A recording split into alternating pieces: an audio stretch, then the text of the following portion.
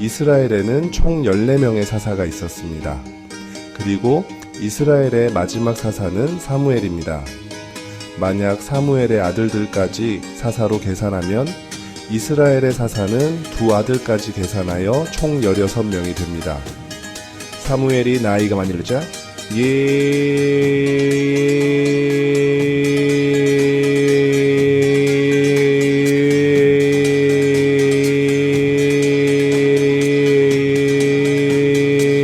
통하기 어려워 아들들을 사사로 삼아 이스라엘의 지도자가 되게 하였습니다. 그러나 그의 아들들이 아버지 사무엘의 행위를 따라 살지 않고 뇌물을 받아 판결을 굽게 하는 등 무능력하였고 본이 되지 못했습니다. 이를 명분 삼아 이스라엘의 장로들이 사사 제도를 폐하고 왕을 뽑자고 건의합니다. 사사는 시시, 선비 세 스승사자를 썼습니다. 히브리어로는 쇼페트라는 말입니다. 이는 재판자, 군 통치자, 영적 지도자 등의 의미를 갖습니다. 그리고 당대의 사사는 그 시대에 한 명씩 존재한 것으로 보이고 이러한 권한으로 지도자의 위치에 있었다는 것은 왕과 다름없어 보입니다. 그러나 백성들은 사사가 아닌 왕을 달라고 요청합니다. 사사가 존재하는 것은 하나님의 통치에 반역하는 행위가 아니었지만 왕이 존재하는 것은 하나님의 통치를 거부하는 것이었습니다. 지금 우리 시대에는 왕이라는 칭호가 갖는 무게가 얼마나 무겁고 엄중한 것인지 감이 오지 않습니다. 그러나 당시에 왕은 절대 권력자였습니다. 왕이 곧 법이었고 모든 권력의 정점인 지상의 신이었습니다. 사사는 그렇지 않았습니다. 사사는 철저히 하나님의 대리인 위치에 있었으며 하나님께서 직위를 부여하셨기 때문에 세습되지 않았으며 이스라엘을 위기의 상황에 부르셔서 구원하게 하는 임시적인 역할이었습니다. 사사는 왕으로 계신 하나님께서 임시로 부르셔서 명령을 준행하고 있다는 본인의 위치를 철저하게 자각했습니다. 그렇기 때문에 기드온을 왕으로 세우려는 백성들에게 이렇게 말합니다. 내가 너희를 다스리지 않고 여호와께서 너희를 다스리리라. 사사기 8장 23절. 반면에 왕은 애초에 사람들의 요구로 시작되었습니다. 그리고 이후에도 사람의 혈통에 따라서 세습으로 왕이 되기 시작했습니다. 하나님의 부르심으로 세워지지 않았기 때문에 그 시작부터 신앙적이지 않습니다. 하나님의 뜻으로 세워지지 않은 왕은 하나님의 말씀보다 자신의 권력에 더욱 집착하게 될 것입니다. 왕의 권력은 하나님으로부터 나온 것이 아니라 인간의 혈통으로부터 나왔다고 생각할 여지가 있기 때문입니다. 이제 왕은 하나님 대신에 스스로 하나님이 되고자 할 것입니다. 권력에 휘둘려 자기 마음대로 이스라엘을 통치하게 될 것입니다. 인간인 왕은 여전히 연약하고 죄악되기 때문에 그의 통치 또한 선할 수 없습니다. 결국 인간의 통치는 망하게 될 것입니다. 이스라엘이 왕을 원한 것은 미래에 대한 불확실성 때문입니다. 세습되지 않은, 공고하고 확정되지 않은 왕이 없다는 것은 이스라엘을 불안하게 만들었습니다. 12지파로 나누어져 있는 이스라엘을 당열되게 만들지 못했습니다. 왕이라는 절대군주가 그들의 눈에 보여야만 이스라엘은 안정적인 통치가 이어질 수 있다고 생각했습니다. 인간은 불확실성을 몹시 두려워하고 무서워합니다. 그러나 이는 동시에 그들로 하여금 믿음을 요청하는 것입니다. 이스라엘은 이런 불확실성에서 끊임없이 하나님을 의지하고 확인하는 훈련을 해왔던 것인데 이제 그들은 이런 시험을 거부하며 인간적이고 세속적인 안정을 추구하게 된 것입니다. 즉 하나님을 버리고 세상을 선택한 것입니다. 하나님의 구원과 그의 선하시고 지혜로운 통치를 믿지 못한 것입니다. 그리하여 이스라엘은 왕을 갖게 되었습니다.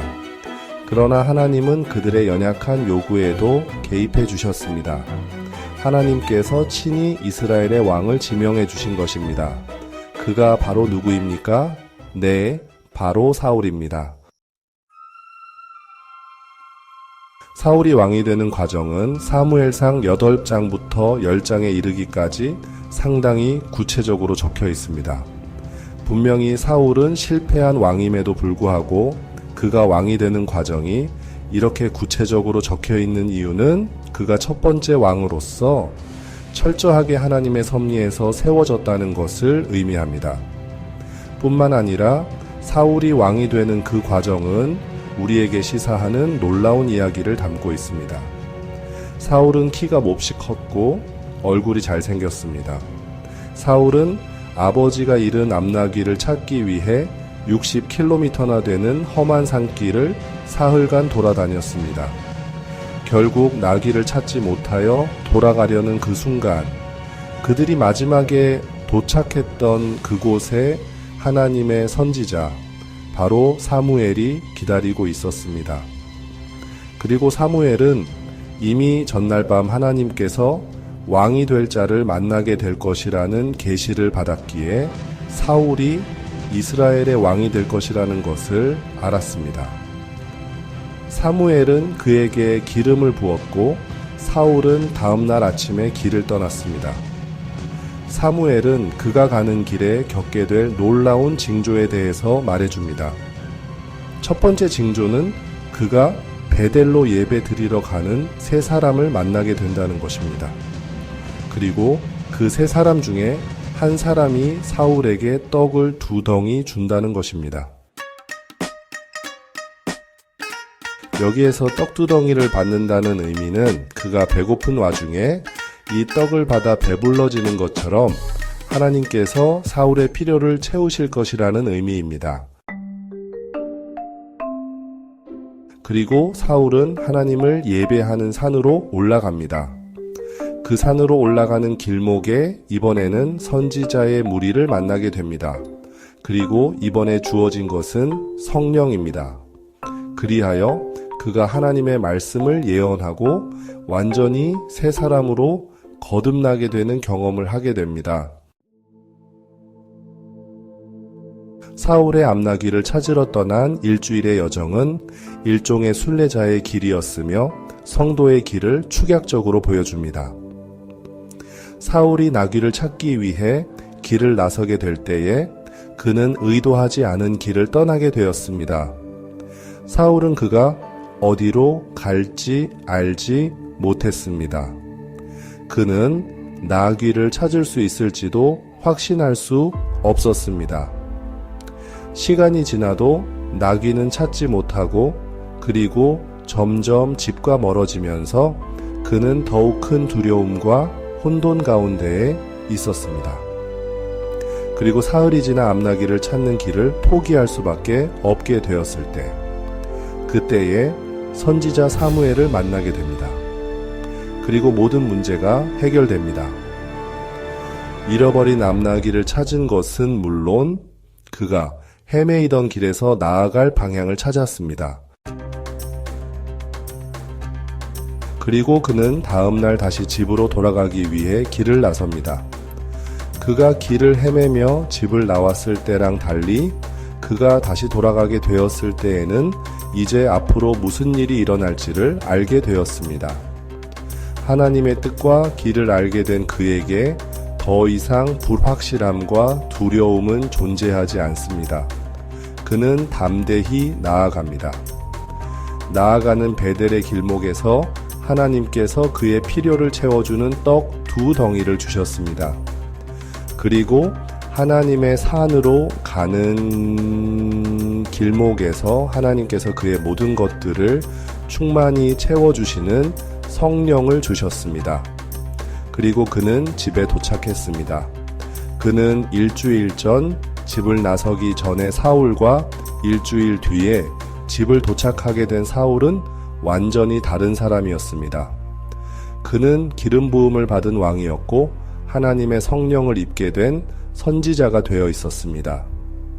그는 이제 사무엘이 하나님과 함께 하셨던 것처럼 그와 함께하고 계셨습니다. 여러분, 지금 왜 사는지 모르겠나요? 인간의 존재 이유가 무엇인지 알지 못하겠나요? 나의 목표와 꿈이 무엇인지 모르겠나요? 내가 지금 어느 방향으로 가고 있는 것인지, 이렇게 사는 것이 맞는지 의심스럽나요? 도저히 방향을 몰라서 막연하게 돈을 사랑하고 나의 쾌락만을 추구하고 있지는 않나요? 그러나 여러분들은 분명히 알고 있어요. 그 돈과 쾌락이 결코 나를 행복하게 해주지 않을 것이라는 것을요. 그러나 막연하게 목적과 방향을 잃어서 그냥 추구하고 있을 뿐이에요. 그렇게 우리는 사울이 어디로 갔는지 알 수 없는 암나귀를 막연하게 찾아다니는 것처럼 우리는 세상을 그렇게 살아가고 있습니다. 그러다가 우리는 우연찮게, 아주 우연히, 그러나 하나님의 부르심 안에서 예수 그리스도의 복음을 듣게 되었습니다. 예수님은 우리에게 유일한 한 줄기 빛으로 다가옵니다. 이제 우리는 어디로 가야 할지 알게 되었습니다. 예수님의 인도해 그의 동행하심 가운데에서 우리는 이제 예수님만 목적하며 나아가게 됩니다. 그렇게 우리의 왕이신 예수님만 바라보며 나아갈 때에 우리의 필요를 채워주심을 경험하게 됩니다. 처음에는 떡 주시기를 원하지만 그것만으로는 여전히 부족하고 허전합니다. 그리하여 완전한 충만이신 성령께서 오십니다. 성령께서 임하셔서 동행해 주심을 경험하게 됩니다. 그렇게 우리는 이제 완전히 새 사람으로 이 세상을 살아가게 됩니다. 우리는 이제 길을 얻었고 어디로 나아가야 하는지도 알게 되었습니다. 사울이 사무엘을 만남으로써 어디로 나아가야 하는지 알게 된 것처럼 우리도 예수님을 만남으로써 어디로 가야 되는지 알게 됩니다. 우리는 이렇게 길목에서 예수님을 만나고 성령께서 임재하시게 됩니다. 우리는 모두 길 위에 있습니다. 모든 불확실성과 과정 위에 있습니다. 그 위에서만이 우리는 예수님을 만날 수 있고 믿음을 배울 수 있습니다. 우리는 모두 순례자입니다.